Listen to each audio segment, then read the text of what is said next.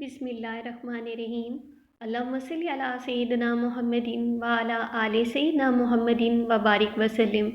अस्सलामु अलैकुम रहमतुल्लाहि व बारकातुहू। शब बरात में दुरूद शरीफ पढ़ने वाला किन लोगों में शामिल हो जाता है?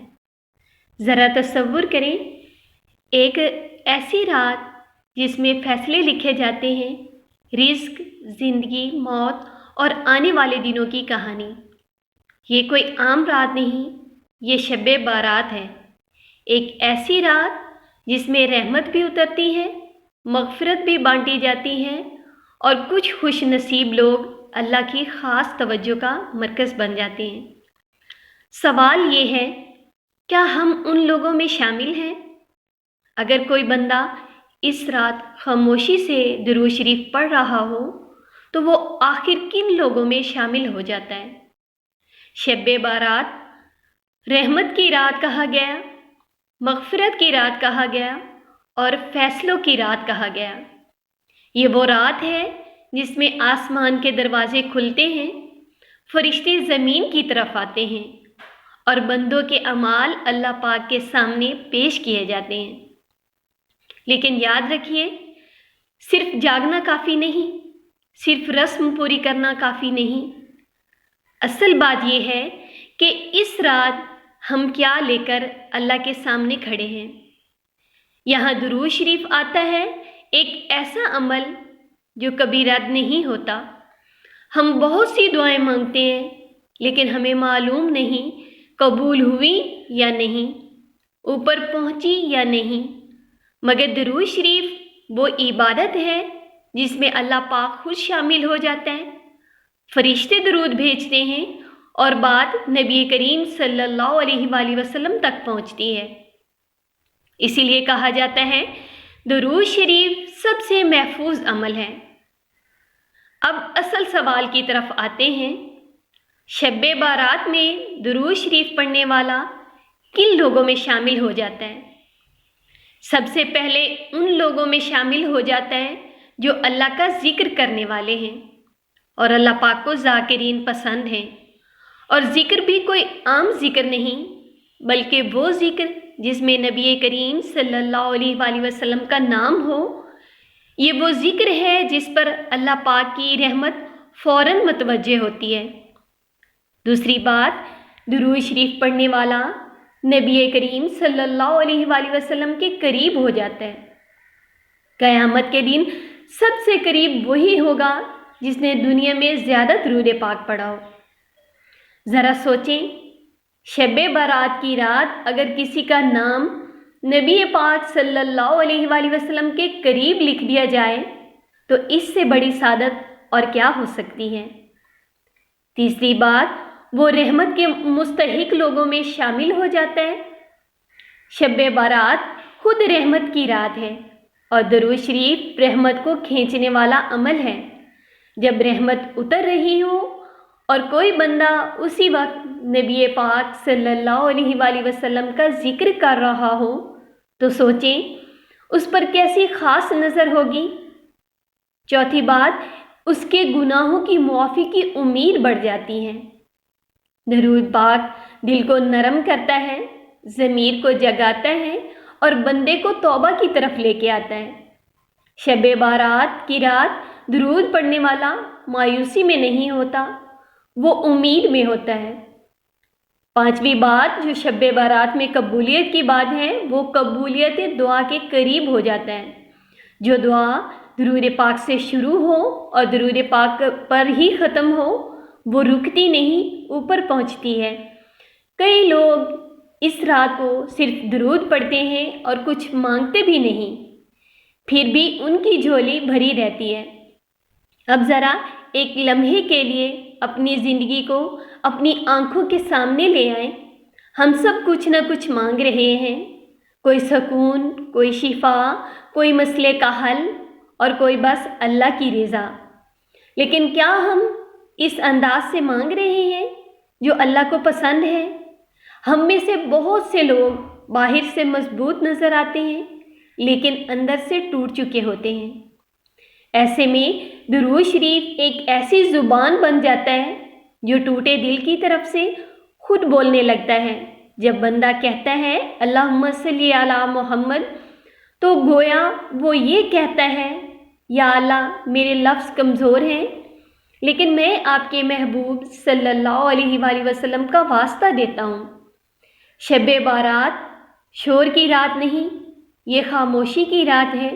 یہ وہ رات ہے جب آسمان پر ہجوم نہیں لیکن فیصلے ہوتے ہیں، اور اس رات میں جو بندہ خاموش بیٹھ کر درود شریف پڑھ رہا ہو، نہ دکھاوا، نہ شور، نہ اعلان، فرشتے شاید لکھ رہے ہوں یہ بندہ اپنی حاجت سے پہلے میرے محبوب صلی اللہ علیہ وآلہ وسلم کا ذکر کر رہا ہے۔ کچھ لوگ بہت کم مانگتے ہیں لیکن بہت پا لیتے ہیں، کیونکہ وہ مانگنے سے پہلے درود پاک پڑھتے ہیں، اور بعض اوقات تو صرف درود ہی پڑھتے ہیں۔ وہ کہتے ہیں یا اللہ میری ضرورت آپ جانتے ہیں، لیکن آج کی رات میں بس نبی پاک صلی اللہ علیہ وآلہ وسلم کا نام لوں گا۔ اپنی زبان پر آقا کریم صلی اللہ علیہ وآلہ وسلم کا نام رکھنا چاہتا ہوں۔ یاد رکھیں، درود پاک پڑھنے والا اکیلا نہیں ہوتا، اس کے ساتھ اللہ پاک، فرشتے ہوتے ہیں، رحمت ہوتی ہے، اور زمین سے آسمان تک ایک تعلق بنا رہتا ہے۔ اسی لیے درود کے بعد دل ہلکا ہو جاتا ہے، آنکھیں نم ہو جاتی ہیں اور اندر سکون اترتا ہے۔ آپ نے دیکھا ہوگا کہ آپ جب بھی کسی پریشانی میں ہوں، کسی تکلیف میں ہوں، اور آپ کی زبان پر درود پاک آ جائے تو آپ یہ اشارہ ہے، آپ سمجھ لیں کہ اللہ پاک آپ کی پریشانی دور فرمانے والا ہے اور آپ پر رب کی رحمت اتر رہی ہے، اور دل ہلکا ہو جاتا ہے اور ایک سکون سا محسوس ہوتا ہے۔ شب برات میں یہ کیفیت پا لینا کہ بندہ اپنی فہرست چھوڑ کر درود پاک میں لگ جائے، یہ کوئی چھوٹی بات نہیں، یہ اس بات کی نشانی ہے کہ اللہ اس بندے کو اپنی طرف کھینچ رہا ہے۔ دعا اور خاموش سپردگی، اور اب اس رات کے آخری لمحات میں جب خاموشی گہری ہو چکی ہے، دل تھک چکے ہیں اور آنکھیں اپنی کمزوری ماننے کو تیار ہیں، آئیے سب کچھ چھوڑ کر خود کو اللہ کے سامنے رکھ دیں۔ نہ الفاظ کی خوبصورتی، نہ جملوں کی ترتیب، بس ایک عاجز دل اور درود میں لپیٹی ہوئی دعا۔ اس رات کو باقی بھی آپ ذکر و اذکار، نوافل سب کچھ پڑھیں، لیکن میں کہتی ہوں کہ یہ رات فیصلوں کی رات ہے، تو آپ کوشش کریں کہ آپ باقی عمل تو اللہ پاک بہتر جانتا ہے قبول ہوتے ہیں نہیں ہوتے، کوشش تو کرنی چاہیے، لیکن درود پاک ایک ایسا عمل ہے جو ہر حال میں قبول ہی قبول ہے۔ تو اس رات میں جب آپ درود پاک کی کثرت کریں گے، رب کی رحمت چھما چھم برسے گی، آقا کریم صلی اللہ علیہ وآلہ وسلم کی آپ پہ نظر کرم ہوگی، اور اللہ پاک آپ پر اپنی نظر رحمت ڈالے گا۔ جب رب کی رحمت آ جائے تو پھر کوئی کام ایسا نہیں جو آپ کا ادھورا رہ جائے، کوئی ایسی حاجت، کوئی خواہش ایسی نہیں جو پوری نہ ہو سکے۔ باقی بھی آپ قرآن پاک کی تلاوت کریں، صلاۃ تسبیح پڑھیں، استغفار کریں، سارے عمل بہت اچھے ہیں، لیکن درود پاک تو مجھے لگتا ہے کہ تمام عبادتوں کا سردار ہے۔ تو درود پاک پڑھنے والا جب آپ آقا کریم صلی اللہ علیہ وآلہ وسلم کی بارگاہ میں محبت کے نذرانے درود پاک کی صورت میں پیش کر رہے ہوں گے، تو اللہ پاک راضی ہوتا ہے جو درود پاک پڑھتے ہیں، اور آقا کریم صلی اللہ علیہ وآلہ وسلم راضی ہوں گے۔ یا اس رات میں یہ دعا ساتھ لازمی کریں، اگر اس رات کسی کا نام بخشنے والوں میں لکھا جا رہا ہے تو اس فہرست میں ہمارا نام بھی شامل فرما دے۔ یا اللہ ہم خالی ہاتھ آئے ہیں، لیکن تیرے محبوب صلی اللہ علیہ وآلہ وسلم ہمارا سہارا ہے۔ یا اللہ ہم نے اس رات کوئی بڑا عمل نہیں کیا، بس تیرے نبی صلی اللہ علیہ وآلہ وسلم کا نام اپنی زبان پر رکھا، اسی نام کے صدقے ہمیں مایوس نہ لوٹا۔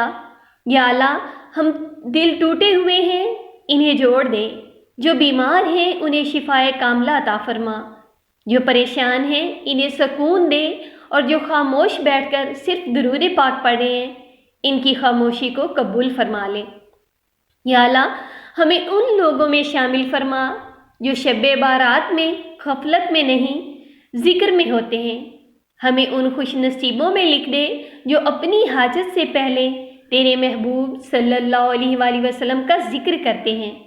یا اللہ، اگر ہمارے اعمال کم ہیں تو اپنی رحمت سے پورا فرما دے، اگر ہمارے لفظ کمزور ہیں تو درود کی طاقت سے قبول فرما دے، اور آخر میں یا اللہ ہمیں دنیا سے ایمان کے ساتھ اٹھانا اور قیامت کے دن نبی کریم صلی اللہ علیہ وآلہ وسلم کے قریب جگہ عطا فرمانا، ان لوگوں میں شامل فرمانا جو دنیا میں درود پڑھتے رہیں اور آخرت میں قربت پا گئے۔ آخر میں آپ بھی درود پاک پڑھ لیں۔ اللہم صلی علی محمد وعلی آل محمد وبارک وسلم۔